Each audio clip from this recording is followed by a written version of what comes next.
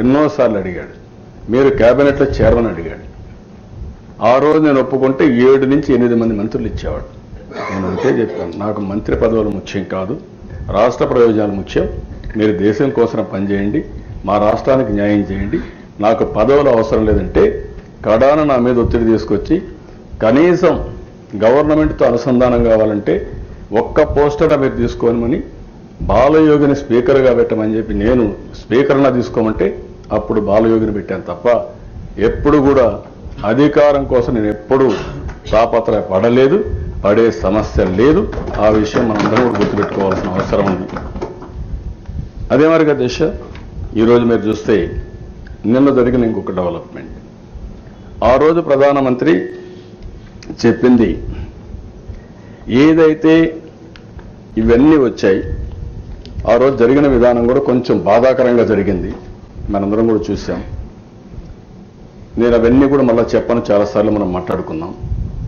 Parliament doors close చేయడం, టీవీలు of చేయడం, అర్ధ గంటలో అయిపోయిందని చెప్పడం, విభజన చట్టంలో కొన్ని పెట్టడం.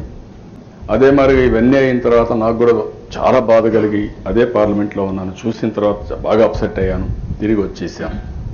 నెక్స్ట్ డే రాజ్యసభకు రావడం, 2 రోజు 3 రోజు రాజ్యసభకు రావడం. రాజ్యసభలో చాలామంది గట్టిగా మాట్లాడి, ముఖ్యంగా ఈనాడు ప్రతిపక్షంలో ఉండే అరుణ్ జైట్లీ కానీ వెంకయ్యనాయుడు కానీ వీడు గట్టిగా మాట్లాడి స్పెషల్ స్టేటస్ కావాలని అడిగారు. ఆ రోజు వీళ్ళు కలిసి 5 సంవత్సరాలు స్పెషల్ స్టేటస్ ఇస్తామని ఒప్పుకున్నారు. ఇప్పుడు కూడా రికార్డులో ఉంది, 5 కాదు 10 సంవత్సరాలు ఇవ్వాలని వెంకయ్యనాయుడు గారు చెప్పడం. కాదు మీరు కూడా ఒప్పుకున్నారు, అందరం కలిసి 5 అనుకున్నాం కాబట్టి 5 సంవత్సరాలు ఇస్తామని చెప్పడం, దానిపైన స్పెషల్ స్టేటస్ చెప్పారు దేశం. అయితే ఆ దేశం ఇప్పటికి 2 సంవత్సరాలు 4 నెలలు అయిపోయింది.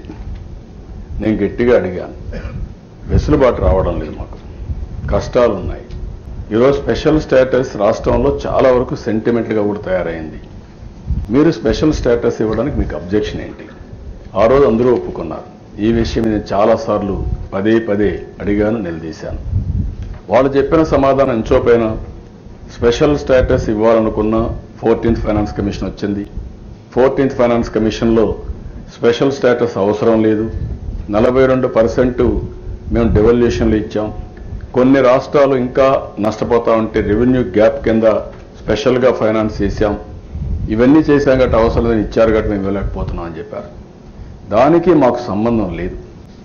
ఎందుకు సంబంధం లేదంటే 2019-20 తర్వాత కూడా ఆంధ్రప్రదేశ్ లోటు బడ్జెట్లో ఉంటుంది, డెఫిసిట్ ఫైనాన్స్ ఉంటుంది.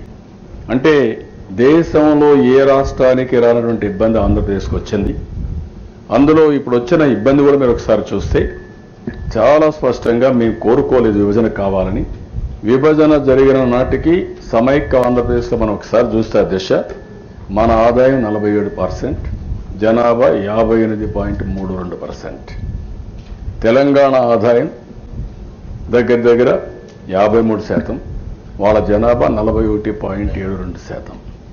నేను ఈ విషయాలే పదే వాళ్ళ దృష్టికి తీసుకొచ్చాను. కరెక్ట్ కాదు, మీ ఆలోచనే కరెక్ట్ కాదు అని చెప్పి తీసుకొచ్చాను అధ్యక్ష. నిన్న ఇచ్చిన స్టేట్మెంట్లో మీరు చూస్తే ఏదైతే స్పెషల్ స్టేటస్ ఇవ్వలేం కానీ స్పెషల్ స్టేటస్కి ఈక్వలెంట్గా స్పెషల్ స్టేటస్ వల్ల ఏ బెనిఫిట్స్ అయితే మీకు వస్తాయో ఆ బెనిఫిట్స్ అన్ని క్యాలిక్యులేట్ చేసుకుని ఆ అమౌంట్ ఆఫ్ మనీ మీకు ఎంటైటిల్మెంట్ ఇస్తాం. అది కూడా ఈఏపీ కింద ఎక్స్టర్నల్ ఎయిడెడ్ ప్రాజెక్ట్స్ కింద ఇస్తాం. 2015-2020 5 సంవత్సరాలు ఏదైతే 14th ఫైనాన్స్ కమిషన్ ఉందో ఆ 14th ఫైనాన్స్ కమిషన్లో ఏవైతే ఆ పీరియడ్లో మీకు రావాల్సిన వాటా మొత్తం మీకు ఇస్తామనే విధంగా నిన్న అనౌన్స్ చేశారు అధ్యక్ష. ఈ విషయం మనం అందరం గుర్తుపెట్టుకోవాల్సిన అవసరం ఉంది. అది స్పెషల్ స్టేటస్కు మీరు ఇంకా మార్గాలను కూడా చెప్పండి. స్పెషల్ స్టేటస్ వస్తే ఏమి ఇస్తామో, ఏవి ఎలిజిబిలిటీ ఉన్నాయో అవన్నీ మనకి ఇస్తామనే విధంగా, ఆ అమౌంట్ ఇస్తామనే విధంగా చెప్పారు. అది చాలా క్లియర్గా అది చెప్పినప్పుడు నేను రిపీట్ కూడా చూశాను అధ్యక్ష. అది ఆయన చెప్పడం జరిగింది. అది కూడా ఈరోజు నేను ఆలోచించినప్పుడు 5 సంవత్సరాల్లో మనకి ఎంటైటిల్మెంట్ ఏమేమి ఉంటుంది, స్పెషల్ స్టేటస్ వచ్చి ఉంటాయి. ఆ ఎంటైటిల్మెంట్ని ఏ రూపేణ ఇస్తారన్నప్పుడు ఈఏపీ ప్రాజెక్టులో ఇస్తాం. ఆ డబ్బులు ఏవైతుందో మీరు బేర్ చేయాల్సిన పని లేదు, గ్యారంటీ కూడా మీకు సంబంధం లేదు. మేమే ఆ భారం తీసుకుంటాం, ఆ డబ్బులు మీకు ట్రాన్స్ఫర్ చేస్తాం, మీరు ఏ ప్రాజెక్టులు కావాలంటే ఆ ప్రాజెక్టులు తీసుకోవచ్చు అనే విధంగా వాళ్ళు చెప్పడం జరిగింది. ఇది ఒక విధంగా ఆలోచిస్తే డబ్బులు లేవు కాబట్టి నిన్న కూడా చెప్పాను ప్రెస్ కాన్ఫరెన్స్, కొంతమంది మాట్లాడుతున్నారు. నేను చెప్పిన దిశ ఇచ్చింది మొత్తం తీసుకుంటాను, రావాల్సింది అడుగుతానే ఉంటాను, వదిలిపెట్టే సమస్య ఉండదు. ఈ రాష్ట్ర ప్రయోజనాల కోసం నేను ఒకటి అడిగాను. ఆంధ్రప్రదేశ్లో ఒక ఇబ్బంది ఉంది, ఆ ఇబ్బంది మేము కోరుకుంటే వచ్చిన ఇబ్బంది కాదు. ఒక్కొక్క విధంగా ఆలోచిస్తే దిశ మన రాష్ట్రానికి కొన్ని ఇబ్బందులు ఉన్నాయి. మొట్టమొదటిసారిగా మెడ్రాస్ ప్రెసిడెన్సీలో ఉన్నాం, అందరూ అక్కడికి వెళ్ళారు, వ్యాపారాలు చేశారు, కష్టపడ్డారు, స్వాతంత్రం కంటే ముందే పోయారు, చేశారు. మనకు భాషా ప్రయుక్త రాష్ట్రాల కోసం పొట్టి శ్రీరాములు గారు ఆందోళన చేయడం, తెలుగు వారికి ఒక రాష్ట్రం కావాలని కోరుకోవడం, ఆయన ప్రాణత్యాగం చేయడం, తర్వాత మనకు రాష్ట్రం వచ్చింది. ఆ రోజు కట్టుబట్టలతో ఎక్కడికి వచ్చామో దేశ కర్నూలుకు వచ్చాం. అప్పు లేదు, ఎందుకంటే స్వాతంత్రం అప్పుడే వచ్చింది. అప్పులు లేకుండా కట్టుబట్టలతో వచ్చాం. అక్కడి నుంచి మళ్ళా పెద్దలందరూ ఆలోచించారు, తెలుగు జాతంతా ఒకటిగా ఉండాలి, అందరం కలవాలి అని ఆ రోజు ఆలోచించారు. ఆలోచించిన తర్వాత దేశం మొత్తం 3 సంవత్సరాల తర్వాత హైదరాబాద్కి వచ్చాం. 60 సంవత్సరాలు ఇక్కడ ఉన్నాం. నేనే హైదరాబాద్ని డెవలప్ చేశాను. నేను పదే చెప్పాల్సిన అవసరం లేదు.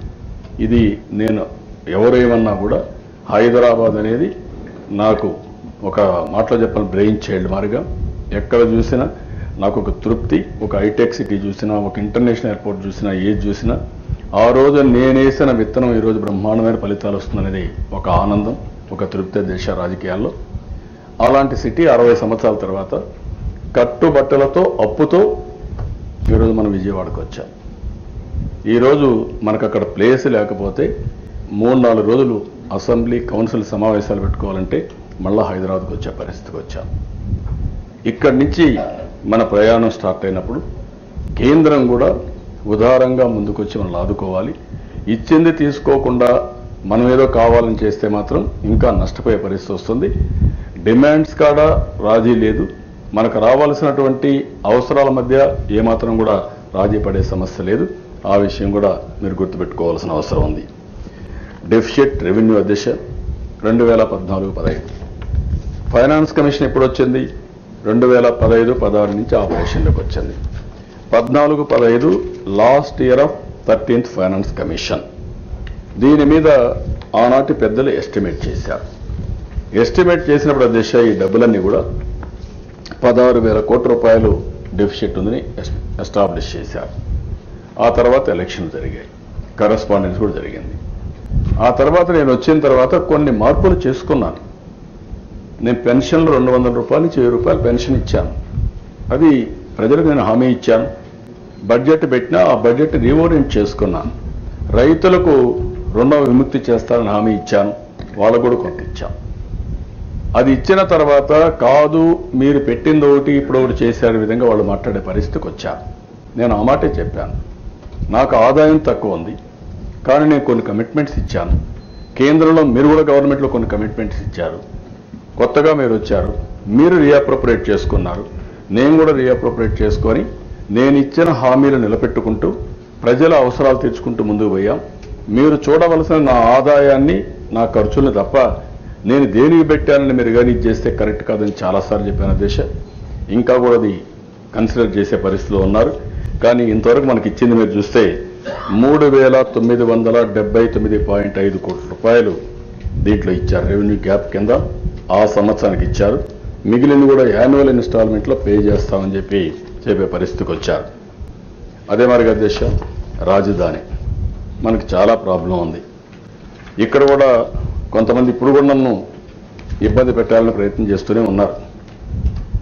ఒక పక్క కోర్టు చుట్టూ తిప్పిస్తున్నారు, ఇంకొక పక్కన అక్కడ లేనిపోయిన ఆరోపణలు చేస్తున్నారు, ఇంకొక పక్క ల్యాండ్ ఇస్తామంటే ఇవ్వద్దన్నారు, అక్కడ అసలు ల్యాండే పనికిరాదు, అక్కడ రాజధానే పనికిరాదని చెప్పి ఎన్నో విధాల అడ్డం పడే పరిస్థితికి వచ్చారు. కానీ అధ్యక్ష ఈరోజు మీరు చూస్తే రాజధాని అనేది ఏ ఒక్క వ్యక్తి ఇష్ట ప్రకారం జరిగేది కాదు. ఒక సెంట్రల్ ప్లేస్లో ఉండాలి, అందరికి అందుబాటులో ఉండాలి. నేను రాగద్వేషాలకు అతీతంగా ఆలోచించి రాజధాని ఎక్కడుంటే బాగుంటుందని ఆలోచించుకున్నప్పుడు గుంటూరు విజయవాడ మధ్య తప్ప ఇంకేది సబైన ప్లేస్ కాదనే ఉద్దేశంతో రాజధాని అక్కడ నిర్మాణానికి శ్రీకారం చుట్టాం. అదే సమయంలో అభివృద్ధి మాత్రం వికేంద్రీకరణ జరగాలి. విశాఖపట్నం అభివృద్ధి కావాలి, అనంతపూర్ అభివృద్ధి కావాలి, తిరుపతి కావాలి, కర్నూలు కావాలి, కడప కావాలి, అన్ని జిల్లాల అభివృద్ధి కావాలి. దానికి ఏ విధంగా చేయాలనో చేసే పరిస్థితికి వచ్చాం. ఇప్పుడు రాజధాని నిర్మాణం ఒక సంక్షోభం, ఒక క్రైసిస్. ఎందుకంటున్నానంటే ఒక కొత్త రాజధాని, ఒక ఇల్లు కట్టుకోవాలంటేనే ఎన్ని ఇబ్బందులు ఉంటాయో, అలాంటిది ఆదాయం లేనప్పుడు ఒక రాజధాని కట్టుకోవడం ఎన్ని ఇబ్బందులు ఉంటాయి, అన్ని ఇబ్బందులు ఉంటాయి. కడాన దేశాన్ని నేను ఒక పిలుపిచ్చాను. ఆ పిలుపు ప్రకారం రైతులు ముందుకొచ్చి 34,000 ఎకరాలు ఇచ్చారు. 34,000 ఎకరాలు రైతుల భూమి ఇచ్చారు. రైతులు ఆనందంగా ఉన్నారు, నాయకులు ఆనందంగా లేరు. అడుగడుగునా ఇబ్బందులు పెట్టే పరిస్థితికి వచ్చారు. నిన్న కూడా ఢిల్లీలో ఏదైతే గ్రీన్ ట్రిబ్యునల్ దాన్ని జరిగే పరిస్థితికి వచ్చారు. రైతులే మళ్ళా ఒక అఫిడవిట్ వేసుకునే పరిస్థితికి వచ్చారు. నేను ఇంకొక మాట అడిగాను కేంద్ర ప్రభుత్వాన్ని, మీరు ఈ ప్రాజెక్ట్ని మీరు కూడా సహకరించాల్సిన అవసరం ఉంది. ఈ యొక్క 21st సెంచరీలో వరల్డ్ క్లాస్ రాజధాని కట్టుకునే అవకాశం వచ్చింది. ఇది ఒక సంక్షోభం, కానీ దేశానికి పెద్ద కష్టం కాదు, మనకొక క్రైసిస్ ఇది. మన దగ్గర ఆదాయం లేదు కాబట్టి. నేను 34,000 ఎకరాలు తీసుకున్నప్పుడు కేంద్రం కూడా ఉదారంగా ముందుకొచ్చి వాళ్ళు కూడా డబ్బులు ఇచ్చి ఇద్దరం కలిసి ప్రపంచంలోనే మేటైన రాజధానిగా ఒక రాజధాని ప్లస్ ఒక new green capital, green city. ఎప్పుడైతే గ్రీన్ సిటీ వస్తుందో అలాంటి సిటీని మనం అభివృద్ధి చేయడం కోసం ముందుకొస్తే చాలా బాగుంటుందని చెప్పాను. కానీ యాక్ట్లో పెట్టింది మాత్రం బిల్డింగ్లకి డబ్బులు ఇస్తామన్నారు. రాజ్భవన్, అసెంబ్లీ, లేకపోతే ఆ కొండే సెక్రటరియేట్, ఇంకొక పక్కన చూస్తే హైకోర్టు, వీటికి మాత్రం పెడతామన్నారు. అయితే దాని ప్రకారం ఇప్పుడు గవర్నమెంట్ ఆఫ్ ఇండియా కూడా చూస్తే 1,500 కోట్ల రూపాయలు ఇచ్చారు. ఇంకొక పక్కన 1,000 కోట్ల రూపాయలు విజయవాడ గుంటూరుకి ఇచ్చారు. ఇంకొక 1,000 కోట్ల రూపాయలు ఇస్తామని కూడా నిన్న అనౌన్స్ చేశారు. ఇది ఏమాత్రం కూడా చాలదు. నేను అడిగింది ఈ 2,500 కోట్లతో మొత్తం రాజధాని కట్టలేం, ఇన్ఫ్రాస్ట్రక్చర్ రాదు. వరల్డ్ క్లాస్ ఇన్ఫ్రాస్ట్రక్చర్ రావాలంటే కేంద్రం కూడా ఉదారంగా ముందుకు రావాలి.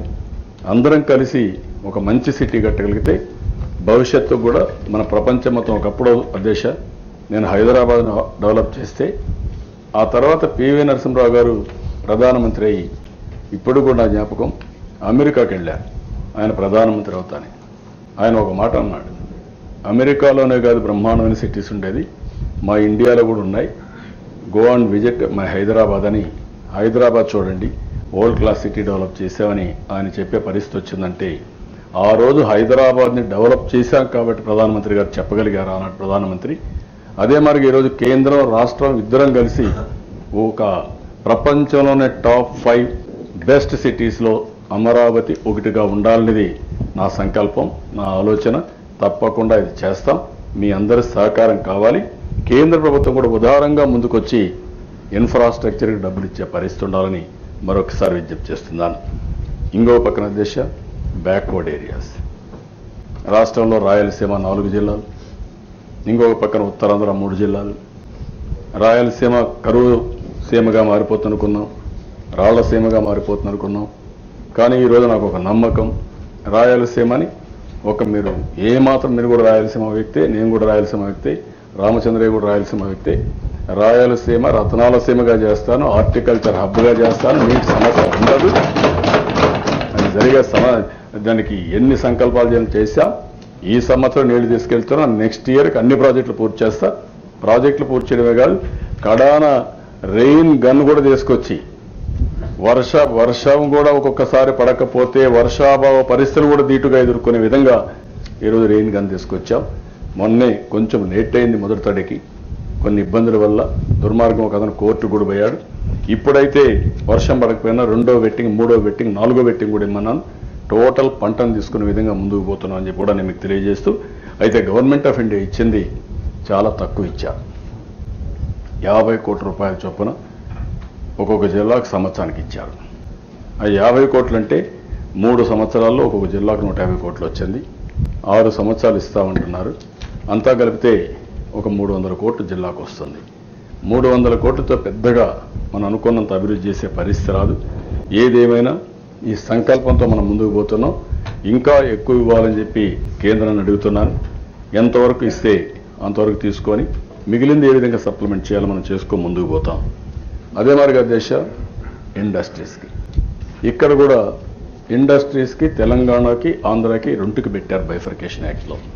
కానీ వాళ్ళు ఇచ్చింది రెండు ప్రాంతాలు కూడా చూస్తే 15% additional depreciation, 15% additional investment allowance ఇచ్చారు. అది కూడా ఎవరైనా సరే మినిమం ట్యాక్సేషన్ కట్టిన తర్వాత, మినిమం ఆల్టర్నేటివ్ ట్యాక్స్ ఏదైతే ఉంటుందో ఆ ట్యాక్స్ కట్టాలి. ఆ 20% తర్వాత వస్తే ఇవన్నీ కూడా ఇచ్చే పరిస్థితికి వచ్చారు. దీనివల్ల పెద్ద ప్రయోజనం లేదు. రాయలసీమ, ఉత్తరాంధ్ర మనకు ఆ ప్రాబ్లమ్స్ ఉన్నాయి.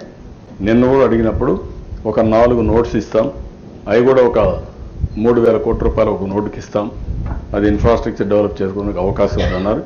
కాదు, మీరు ఇండస్ట్రియల్ ఇన్సెంటివ్స్ ఇవ్వాలని చెప్పి చాలా స్పష్టంగా కూడా డిమాండ్ చేస్తున్నాం. ఇప్పటి వరకు అయితే ఇచ్చింది ఇది ఇచ్చారు దేశ. అదే మరిగా దేశ ఇన్స్టిట్యూషన్స్ ఆ రోజు ఏవైతే బిల్లులో పెట్టారో అవన్నీ చూస్తే పెట్రోలియం యూనివర్సిటీ విశాఖపట్నంలో ప్రారంభించాం. ఐఐటి తిరుపతిలో దీనికి స్టార్ట్ చేయడం జరిగింది. నేషనల్ ఇన్స్టిట్యూట్ ఆఫ్ టెక్నాలజీ తాడేపల్లిగూడెంలో దీనికి కూడా ఇచ్చేసాం. Indian institute of information technology కర్నూల్లో క్లాసెస్ కూడా రన్ అవుతున్నాయి. అగ్రికల్చర్ యూనివర్సిటీ అమరావతిలో ప్రారంభించాం. దీనికి ఫండ్ కూడా ఇవ్వాల్సిన అవసరం ఉంది. ఇది స్టేట్ యూనివర్సిటీ అంటే కాదు, సెంట్రల్ యూనివర్సిటీ కావాలని చెప్పి రిక్వెస్ట్ చేశాం. సెంట్రల్ యూనివర్సిటీ అనంతపూర్లో ల్యాండ్ కూడా అప్పచెప్పాం. ఇంకా దీనికి బిల్లు కూడా పాస్ కావాలి. ఇక్కడవన్నీ పాస్ అయ్యాయి. కానీ సెంట్రల్ యూనివర్సిటీ, ట్రైబల్ యూనివర్సిటీ ఇంకా బిల్లు కూడా పెట్టి ఈ రెండు కూడా ప్రారంభించాల్సిన అవసరం ఉంది. Indian institute of science education and research ISER ఇది తిరుపతిలో సైట్ ఇచ్చేసాం. అది ప్రారంభిస్తున్నారు, స్టార్ట్ చేశారు. ఇండియన్ ఇన్స్టిట్యూట్ ఆఫ్ మేనేజ్మెంట్ విశాఖపట్నంలో దానికి కూడా సైట్ ఇచ్చాం, అది కూడా ప్రారంభించారు. అదే మరిగా all India institute of medical science నిన్న కూడా చూశాను, 2018-19 పూర్తి చేస్తామని హామీ ఇచ్చారు. ట్రైబల్ యూనివర్సిటీ కూడా విజయనగరంలో సైట్ ఇచ్చాం. ఇంకొక పక్క నేషనల్ ఇన్స్టిట్యూట్ ఆఫ్ డిజాస్టర్ మేనేజ్మెంట్కి అమరావతిలో పెట్టడం కోసం సైట్ కూడా హ్యాండ్ ఓవర్ చేశాం. అంటే 11 ఇన్స్టిట్యూట్స్ వాళ్ళు చెప్పారు. 11లో 9 ప్రారంభించారు, ఇంకా 2 ప్రారంభించలేదు. సైట్ ఇచ్చాం, అన్నిటికీ మనం సైట్ ఇచ్చాం. దీనికి డబ్బులు కూడా దగ్గర ఒక 9,000 నుంచి 10,000 కోట్లు అవుతాయి. ఆ డబ్బులు కూడా పెట్టి నిర్దిష్టమైన సమయంలో ఇది పూర్తి చేయాల్సిన అవసరం ఉంది. ఒక్కొక్క యూనివర్సిటీ, ఒక్కొక్క ఇన్స్టిట్యూషన్ ఆఫ్ ఎక్సలెన్స్, ఐఐటి కానీ, ఐసర్ కానీ, IIIT కానీ, NIT కానీ ఇలాంటి రావాలంటే 5 ఏళ్ళు పడుతుంది. ఫస్ట్ ఇయర్ స్టూడెంట్ బయట రావాలంటే చదువుకొని 6వ సంవత్సరం వస్తారు. అలాంటి సమయంలో ఫుల్ ఇన్ఫ్రాస్ట్రక్చర్ సపోర్ట్ చేయకుండా, అడిక్వేట్ ఫండ్స్ పెట్టకపోతే ఇవన్నీ రియాలిటీగా ఉండవు, చాలా ఇబ్బందులు వస్తాయి. దీన్ని ఏ విధంగా చేయాలో చేయమని చెప్పి కూడా అడిగాను. ఈ 2 ఇన్స్టిట్యూట్స్ కూడా రావాల్సిన అవసరం ఉంది.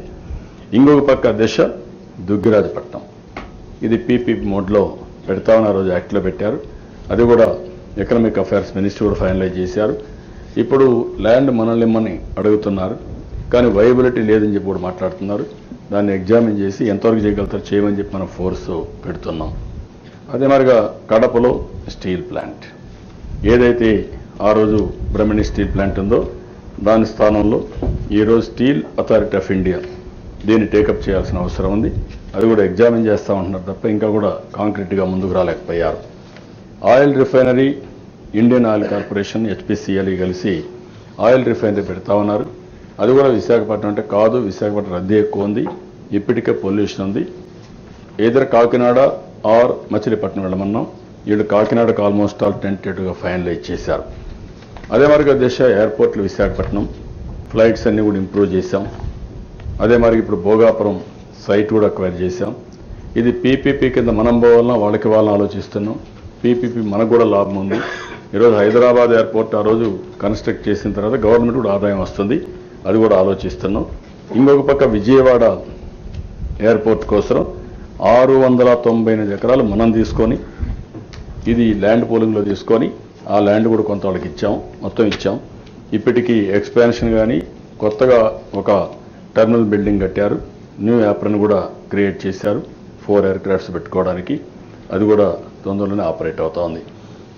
రైల్వే లైన్స్ దిశ ర్యాపిడ్ రైల్ రోడ్ కనెక్టివిటీ కానీ అవన్నీ కూడా వచ్చాయి. విజయవాడ, గుంటూరు, తెనాలి ఒక పక్కన న్యూ అర్బన్ ఏరియాలో railway line, metro Vijayawada and also Visakhapatnam, ఇవి కూడా ప్రపోజల్స్ ఉన్నాయి, అడ్వాన్స్ స్టేజ్లో ఉన్నాయి. ఇంకా గవర్నమెంట్ ఆఫ్ ఇండియా ముందుకు రావాలి, డబ్బులు ఇవ్వాలి, కొన్ని ఫైనాన్సింగ్ ఏజెన్సీ కూడా ముందుకు రావాల్సిన అవసరం ఉంది. ఇంకొక పక్క విశాఖపట్నం రైల్వే జోన్ ఎప్పటి నుంచో ఆందోళన ఉంది. నేను చాలా స్పష్టంగా రిక్వెస్ట్ చేశాను. విజయవాడలో కొంతమంది ఆ రోజు కావాలన్నా కాదు, విశాఖపట్నంలో నిర్ణయం చేశాం. విశాఖపట్నంలోనే ఈ రైల్వే జోన్ రావాలని చాలా స్పష్టంగా ఆ రోజు నిర్ణయం తీసుకున్నాం, దానికి కట్టుబడి ఉన్నాం. రైల్వే జోన్ ఇవ్వాల్సిన బాధ్యత కేంద్రం పైన ఉంది, ఇది ఇవ్వాలని కూడా రిక్వెస్ట్ చేస్తున్నాను. అది కూడా నిన్న మాట్లాడినప్పుడు కన్సర్న్ మినిస్టర్స్ అనౌన్స్ చేస్తారనే ఉద్దేశంతో మంత్రి గారు చెప్పడం జరిగింది. అదే మాదిరిగా ఈరోజు మీరు చూసినప్పుడు నేను ఇంత మునిపే చెప్పాను, బైఫర్కేషన్ రోజున మన పరిస్థితి 59.32% ఉండే జనాభాకి 47% ఆదాయం. కానీ ఒక్కొక్కసారి కొంతమందికి బాధ కలిగినా కూడా ఆ రోజు చూస్తే మన ఎకానమీ ప్రత్యేకమైన పరిస్థితులు. దానికి కారణం అర్బన్ పాపులేషన్ తక్కువ మంది, రూరల్ పాపులేషన్ ఎక్కువ, అగ్రికల్చర్ ఆదాయం ఎక్కువ, ఇండస్ట్రీ సర్వీస్ ఆదాయం తక్కువ. ఎప్పుడైతే ఈ రెండు తక్కువ ఉంటాయో మనకు ఆటోమేటిక్గా ఆదాయం కూడా ప్రభుత్వానికి రావడం తగ్గిపోతుంది. షార్ట్ టర్మ్లో మన ఆదాయం పెరిగే అవకాశాలు కూడా తక్కువ ఉంటాయి. రెండోది, పర్ క్యాపిటా ఇన్కమ్ సౌత్ ఇండియాలో లోయెస్ట్, డెట్ తెలంగాణకు మనం కంపేర్ చేసుకుంటే హైయెస్ట్. తెలంగాణలో 17% డెట్ ఉంటే మనకు పర్ క్యాపిటా దీనిపైన 28% డెట్. మనం with great difficulty last year అంతా కష్టపడితే 1% తగ్గించగలిగాం. 29.36 నుంచి 28.19కి మనం తగ్గించగలిగాం. అదే ఆల్ ఇండియా లెవెల్లో నార్మ్స్ చూస్తే జిఎస్టిపి పైన 25% ఉండాలి, ఇంకా 3% ఎక్కువ ఉన్నాం.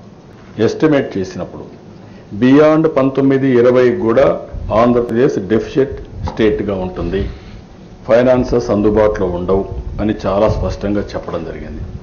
నేను అడుగుతున్నా, ఆ రోజు కానీ కాంగ్రెస్ పార్టీ యూపీఏ గవర్నమెంట్ అందరినీ కూర్చొని పెట్టి సమస్యలు పరిష్కారం చేసి విభజన సమయంలో ఇది మీకు వస్తుంది, ఇది వాళ్ళకు వస్తుంది, ఇది మేము ఇస్తున్నాం అని చెప్పుంటే ఈరోజు నాకు ఈ కష్టం ఉండేదా? నువ్వు అడగలా కదా, నేను రాలేదు. నేను ఎందుకు రాలేదు?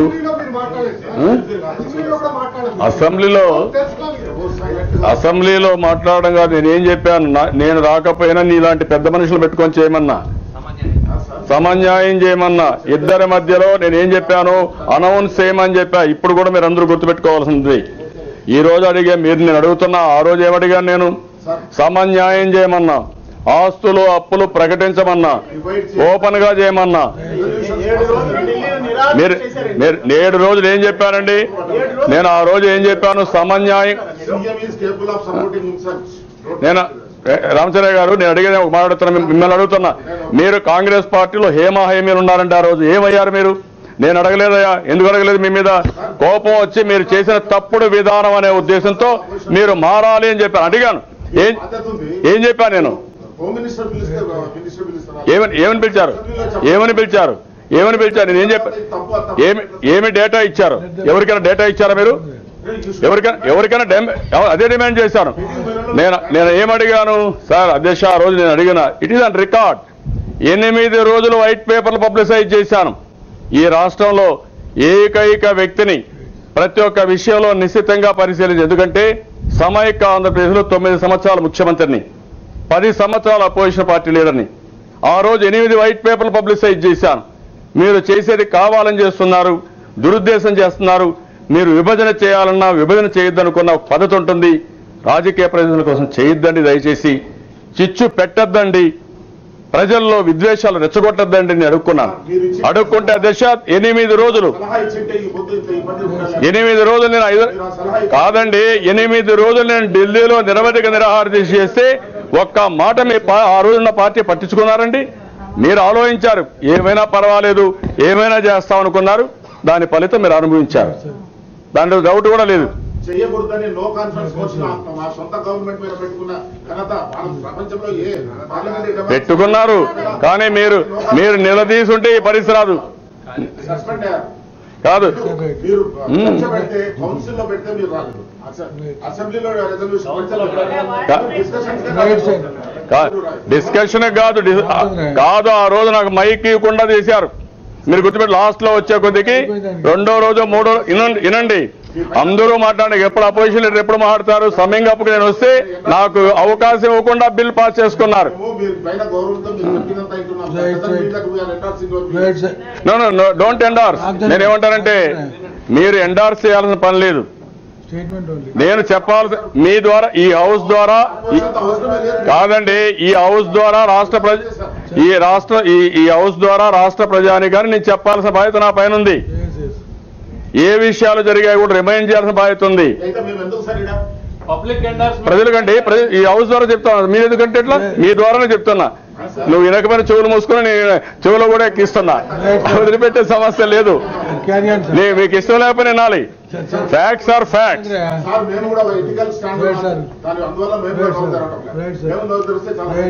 ఏం బయట రాదు రామచంద్ర గారు, తప్పేం లేదు. ఇప్పుడు ఏ వ్యక్తి బయట వచ్చినా ఏమి చెప్పినా ఏం బాధ లేదు. వాస్తవాలు ఉంటే ఎవరు తప్పించుకోలేం. వాస్తవాలు లేకపోతే ఎవరు మాట్లాడినా విశ్వసనీయత ఉండదు. కాబట్టి ఎంత మంచి వ్యక్తి అయినా మనం చెప్పే మాట పైన విశ్వసనీయత ఉంటుంది. నేను ఆ రోజు పోరాడింది దేశానికి తెలియదా? అయితే మీరు నన్ను ఏమనుకున్నారంటే రెండు పక్కల ఈయన పార్టీ ఉంది కాబట్టి రెండు పక్కల ఇబ్బంది పెట్టాలని మీరు ప్రయత్నం చేశారు. ఆ రెండు పక్కల సమన్యాయం కోసం నేను ప్రయత్నం చేశా. ఇద్దరికి ఎవరికి ఇబ్బంది రాకుండా ప్రయత్నం చేశాను. మీరేమన్నారు? నువ్వు చెప్పు అన్నారు. ఏం చెప్పమంటారు? నన్ను ఒక తండ్రి పాత్రలో ఉన్నా.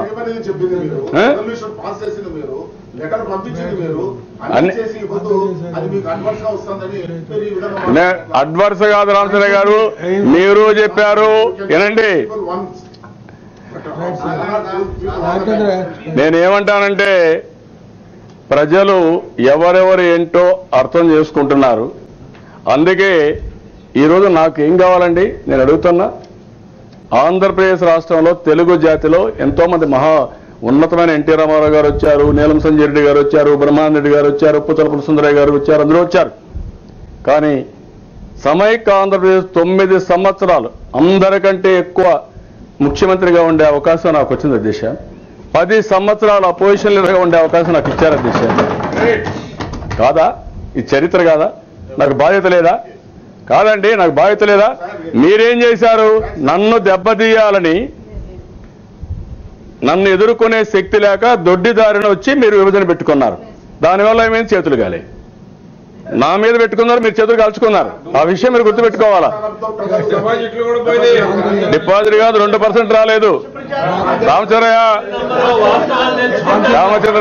ఇప్పుడు అధ్యక్ష రామచంద్రయ్య గారి గురించి నాకు తెలియదు అధ్యక్ష. కాదు రామచంద్ర గారు మిమ్మల్ని గురించి నాకు తెలియదా? ఎక్కడున్నారు చెప్పు. 30 ఏళ్ళు 20 ఏళ్ళు ఉన్నాం కదా, కలిసి పనిచేసాం కదా, తెలుసు కదా అన్ని విషయాలు. దాడుకు చేస్తే లాభం ఏంటి?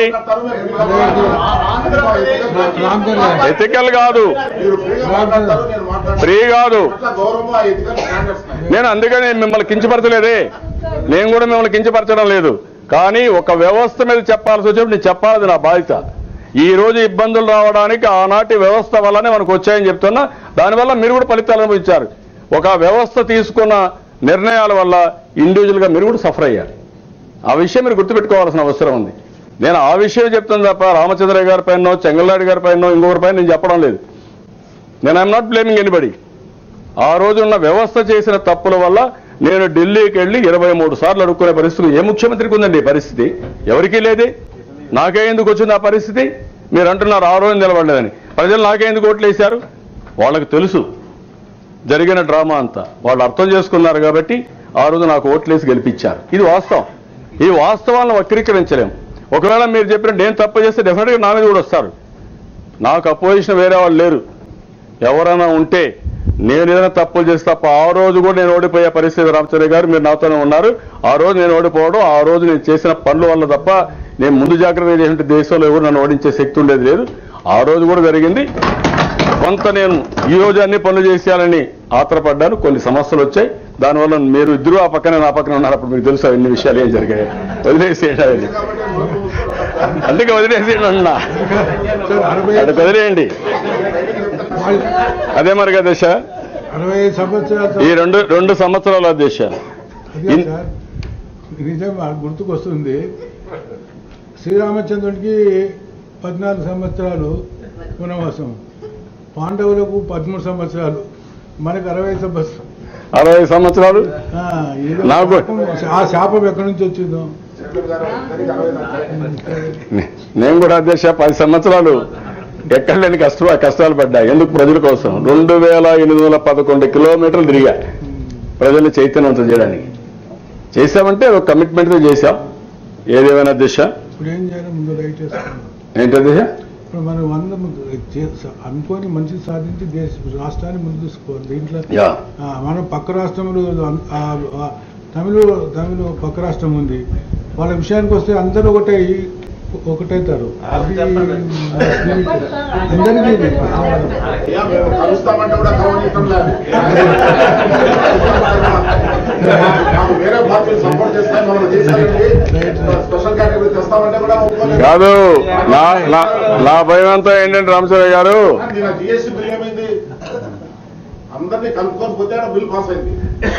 మీరు అందరినీ కలుపుకొని పెడితే results should have been different. అక్కడ కూడా కాదు, వినాలి. మీ పార్టీలు అన్ని అక్కడ సపోర్ట్ చేశాయి. ఆల్ ఇండియా లెవెల్లో ఆల్ పార్టీ సపోర్ట్ చేశాయి, నాట్ వన్ పార్టీ. పార్లమెంట్ సాక్షిగా అందరూ సపోర్ట్ చేశారు. ఆఫ్టర్ 1 year సార్ మోడీ గారు ఆన్ల ఏళ్ళ పట్టుకుంటే ఈ బిల్లు జగన్నాయుడు గారు, ఒక నిమిషం నువ్వు గుర్తుపెట్టుకోవాల్సింది ఏంటంటే 13 ఏళ్ళు మీరు చేయలేకపోయారు. మోడీ వాళ్ళని పట్టుకొని చేయించుకున్నాడు. కాబట్టి అవన్నీ కాదు. ఏది అప్పటికి ఇప్పటికి చాలా సవరణలు వచ్చాయి. సవరణలు వచ్చాయి. నువ్వు ఇంకా కూడా చాలా నమ్మకంతో ఉన్నావు. నీ నమ్మకం ఏం గిట్టుబాటు కదా నా అభిప్రాయం. అధ్యక్ష, ఈ 10 ఏళ్లలో ఈ 2 సంవత్సరాల్లో అనేక విధాలుగా ప్రయత్నం చేశాం. చాలా సమస్యలున్న దేశ, ఈ సమస్యల్లో ఆర్థిక ఇబ్బందులున్నా ఏ ఒక్కరికి ఇబ్బంది ఉండకూడదు అనే ఉద్దేశంతో నేను ఎన్నికల్లో ఇచ్చిన హామీలు 200 రూపాయల నుంచి 1000 రూపాయలు పెన్షన్ చేయడం, 24,000 కోట్ల రూపాయలు రైతులకు రుణ విముక్తి చేయడం, 4 కేజీల నుంచి 5 కేజీలు ఇవ్వడం. ఇంకొక పక్కన మీరు చూస్తే దేశ 10,000 కోట్ల రూపాయలు దగ్గర మహిళలకి, డాక్రా ఉమెన్కి వాళ్ళ యొక్క ఒక్కొక్క మెంబర్కి 10,000 రూపాయలు డబ్బులు ఇవ్వడం. ఇవన్నీ కూడా చేసి వ్యవస్థని స్థిరీకరించడానికి, బాధల నుంచి తప్పించడానికి అనేకమైన నిర్ణయాలతో పోయామంటే సమర్థవంతమైన పాలన వల్ల. అదే మరి ఇక్కడ టెక్నాలజీ ఉపయోగించుకోవడం, ఎక్కడికక్కడ అకౌంటబిలిటీ తీసుకొచ్చాం కాబట్టి కొంతవరకు మనం బయటపడ్డాం అధ్యక్ష. అదే కానీ కేంద్రం కానీ మొదటి రోజు నుంచి కానీ పూర్తిగా సహకారం వచ్చుంటే ఇంకా కొంత ముందుకు పోయేవాళ్ళం. ఈవెన్ ఈ డిఫికల్టీస్లో మీరు చూస్తే అధ్యక్ష, పోయిన సంవత్సరం ఆల్ ఇండియా లెవెల్లో 10.99% డబుల్ డిజిట్ గ్రోత్ సాధించిన ఏకైక రాష్ట్రం ఆంధ్రప్రదేశ్ రాష్ట్రం అధ్యక్ష. ఈ సంవత్సరం అధ్యక్ష ఫస్ట్ క్వార్టర్లో 12.26 వచ్చింది. Government of India 7.3%. అంటే 5% ఎక్కువగా మనం చేయగలిగామంటే మనం కష్టపడుతున్నాం, అందరినీ కష్టపెడుతున్నాం. మనం ఇబ్బంది పడి ఈరోజు మనం అనుకున్న లక్ష్యాన్ని చేర్చుకోగలిగాం. అయితే ఇదే సమయంలో అధ్యక్ష గవర్నమెంట్ ఆఫ్ ఇండియా కూడా ఏదైతే బైఫర్కేషన్ యాక్ట్లో ఉందో అవన్నీ కానీ ఇచ్చుంటే చాలా వరకు ఉపయోగపడేది. కానీ ఈరోజు కొంతవరకు నిన్నటి వరకు మీరు చూస్తే 8,364 కోట్ల 50 లక్షల రూపాయల వరకు వచ్చింది. అది డెఫిసిట్ ఫైనాన్స్ కానీ, రాజధాని నిర్మాణం కానీ, బ్యాక్వర్డ్ ఏరియా డెవలప్మెంట్లకు కానీ, ఇంకొక పక్కన పోలవరం ప్రాజెక్టుకి కానీ మొత్తం కలిసి 8,304 కోట్లు వచ్చింది దేశ. అదే మాదిరిగా దేశ ఈరోజు నేను ఆ రోజు నుంచి ఈ రోజు వరకు అడిగేది, ఒక పక్క విభజన చట్టంలో ఉండేటన్ని కంప్లీట్ చేయండి. దానికి 2 రెజల్యూషన్స్ ఇక్కడి నుంచి ప్రాసెస్ చేసి పంపించాం. అసెంబ్లీ నుంచి 2 తీర్మానాలు పంపించాం. అదే మరిగా అనేక సార్లు ప్రధానమంత్రిని కలిసి కూడా చాలా స్పష్టంగా నేను వారిని రిక్వెస్ట్ చేయడం కూడా జరిగింది. అయితే నిన్న ఇచ్చిన స్టేట్మెంట్ కానీ ఇంకా కూడా కొన్ని విషయాలు వారు చెప్పినటువంటివన్నీ కూడా చెప్పారు. నేను నిన్న ఒకే విషయం అడిగాను అధ్యక్ష.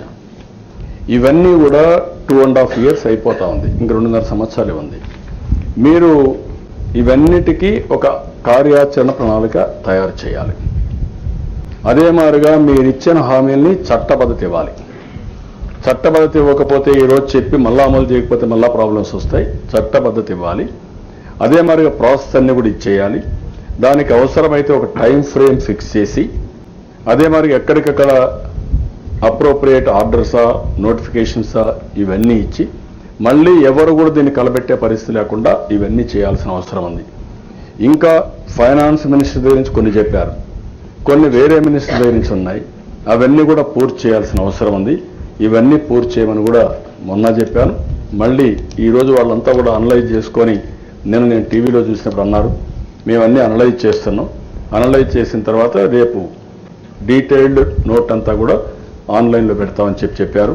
అది కానీ వస్తే మనకి ఇంకా కొంచెం స్పష్టత వస్తుంది.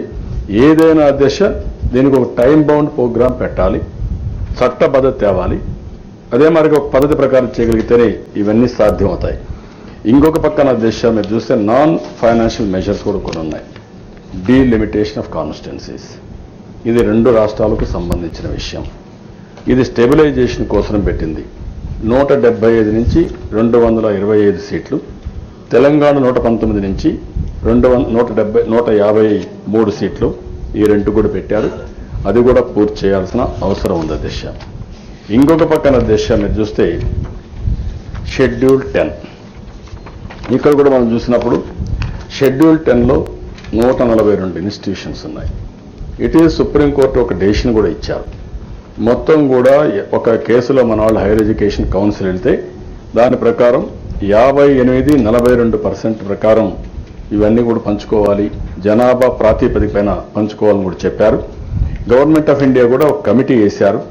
అది 14/9/2016 కలిసే విధంగా కూడా ఒక కమిటీ కూడా వేశారు. ఆ కమిటీ ప్రాసెస్ చేసి ఫైనలైజ్ చేస్తే మనకు రావాల్సినటువంటి వాటా మనకు వచ్చే పరిస్థితి వస్తుంది. షెడ్యూల్ 9 అధ్యక్ష, ఇందులో కార్పొరేషన్స్ ఉన్నాయి. ఇందులో 89 కార్పొరేషన్లు ఉన్నాయి. షీలాబిడి కమిటీ వేశారు. అదే సమయంలో 1253 మంది ఎంప్లాయీస్ ఎవరైతే పవర్ సెక్టర్లో ఉన్నారో వాళ్ళందరూ నేటివిటీ బేస్ మీద పంపించేసే పరిస్థితికి వచ్చారు.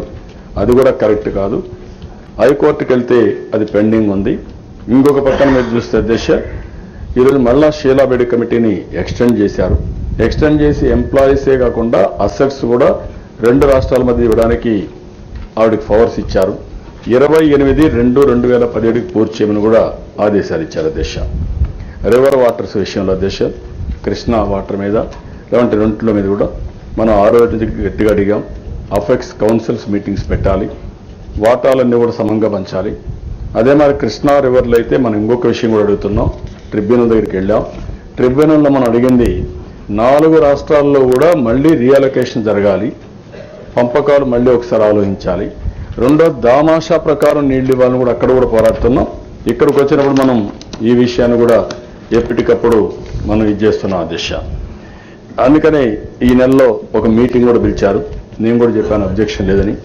అరౌండ్ 20వ తారీఖు పైన ఆ సమయంలో కృష్ణా వాటర్ పైన ఒక మీటింగ్ పెడతామని కేంద్ర మంత్రి పిలిచారు.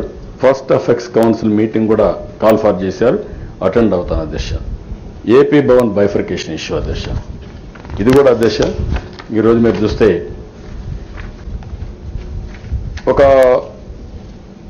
జనాభా దామాషా ప్రకారం పంచుకోవాలి. నిన్నే గవర్నమెంట్ ఆఫ్ ఇండియా ఆర్డర్స్ ఇచ్చారు అధ్యక్ష. ఇందులో కూడా నాకు బాగా జ్ఞాపకం అధ్యక్ష, ఏపీ భవన్ ఒక విచిత్రమైన పరిస్థితి.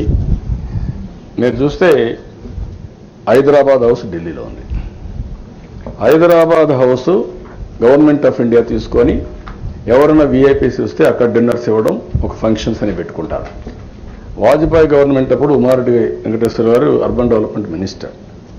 నేను ఆ రోజు ఆలోచించి గవర్నమెంట్ ఆఫ్ ఇండియాకు ఒక మెసేజ్ ఇద్దాం వాజ్పేయి గారికి, మీరు మాకు అడిక్వేట్గా కాంపన్సేషన్ ఇస్తే ఇవ్వండి, ఇవ్వకపోతే ఇది మాది కాబట్టి మేము హైదరాబాద్ హౌస్ మాకు ఇచ్చేయమంటే కాదు అది ఇవ్వలేమని చెప్పి 10 ఎకరాల భూమి కూడా ఆ రోజు మనకి ఇచ్చారు అధ్యక్ష. అది కూడా చాలా విలువైన భూమి అక్కడనే ఉంది. అది కూడా అంటే ఆ రోజు మనం దూరదృష్టితో ఆలోచించి తీసుకున్న విధానం ఏంటి వెంకట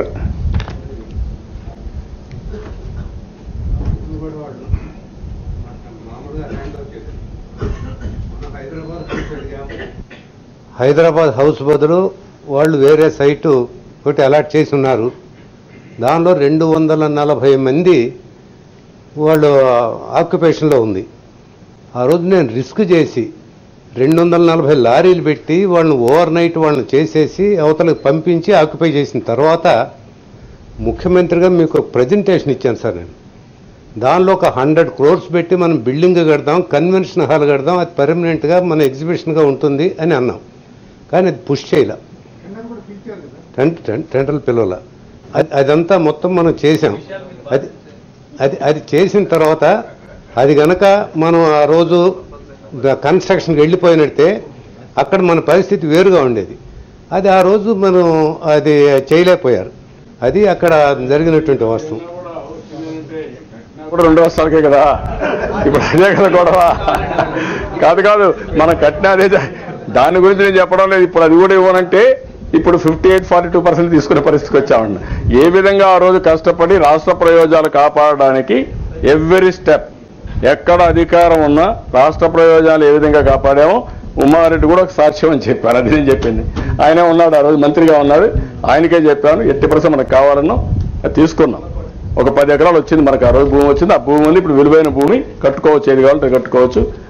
ఆ సెంట్రల్ ప్లేస్లో అలాంటి భూమి ఇవ్వడం చాలా అరుదు, ఆ రోజు తీసుకోవడం జరిగింది.